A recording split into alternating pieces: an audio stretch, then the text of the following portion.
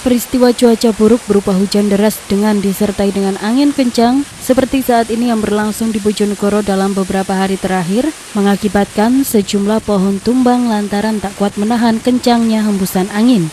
Untuk mengantisipasi adanya korban yang tertimpa pohon tumbang, terutama para pengguna jalan, petugas dari Dinas Lingkungan Hidup Pemerintah Kabupaten Bojonegoro melakukan pemotongan puluhan pohon di sejumlah jalan protokol. Seperti yang terlihat di Jalan Pahlawan Kota Bojonegoro ini, sedikitnya ada lebih dari 20 pohon yang ditebang petugas.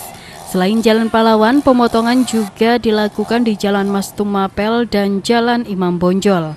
Selain untuk mengamankan pengguna jalan, pemotongan pohon juga dilakukan untuk mengamankan jaringan kabel listrik yang rawan tertimpa pohon, terutama saat hujan deras disertai dengan angin kencang yang berlangsung.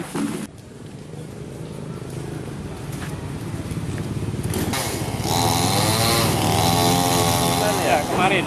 Ini kira-kira ada berapa pohon, Pak? Ya, 20-an. Ini di sepanjang jalan protokol ini, Mas? Iya. Dari Bojonegoro, Tim Liputan mewartakan.